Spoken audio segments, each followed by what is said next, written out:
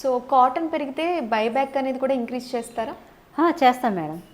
యాక్చువల్గా దీనికి ఇప్పుడు ఒక 100 రూపాయలు పెరిగింది అనుకో, దీనికి కూడా 100 రూపీస్ పెరుగుతుంది. అది రెండు మేనేజ్ చేస్తాం.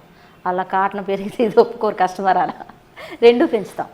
ఇది 4 ఇయర్స్ అయింది నేను పెంచగా, సేమ్ అదే అలానే ఉంది. 400 ఉంది, సేమ్ అలానే 720. సో మిషన్ పర్చేస్ చేసిన వాళ్ళు కంపల్సరీ బైబ్యాక్ ఇవ్వాలా మీకు? వాళ్ళు ఓన్గా మార్కెటింగ్ చేసుకోవడం కుదరదా? బైబ్యాక్ కాబట్టే 95,000 ఉంటుంది, గుర్తుపెట్టుకోండి. 95 అనేది మిషన్ ఒకటే కాదు, ఇక్కడ అన్నీ కలిపి కవర్సు, సర్వీసు, వారంటీ, 3 ఇయర్స్ ఇవన్నీ కలిపే 95 మేడం. అసలు మార్కెటింగే నాకు వద్దు అనుకున్న వాళ్ళు అసలు ఆ మిషన్ కొనుక్కోవద్దు. యాక్చువల్గా బయటే వర్క్ చేసుకో, సొంతగా చేసుకోవచ్చు. ఏంటంటే నా దగ్గర కొనుక్కున్న వాళ్ళు కొంతమంది సీజన్లో ఏం చేస్తారంటే బయట ఇచ్చుకుంటారు. నేను వద్దు అని చెప్పను, వాళ్ళ ఇష్టం. ఏంటంటే వాళ్ళకి ఎక్కువ రూపాయి వచ్చింది అనుకో, ఇప్పుడు నేను 720 ఇచ్చిన వాళ్ళకి 1000 రూపాయలు వస్తే ప్రొసీడ్. నేను అసలు వద్దన్న వాటిని. ఏంటంటే వాళ్ళ మీద డిపెండెంట్ ఉంటుంది మేడం. నేను బైబ్యాక్ ఇస్తాను, అగ్రిమెంట్ ఇస్తాను, 3 సంవత్సరాలు ఇస్తాను. అది ఏది నీరే పారినా ఖచ్చితంగా ఇస్తాను.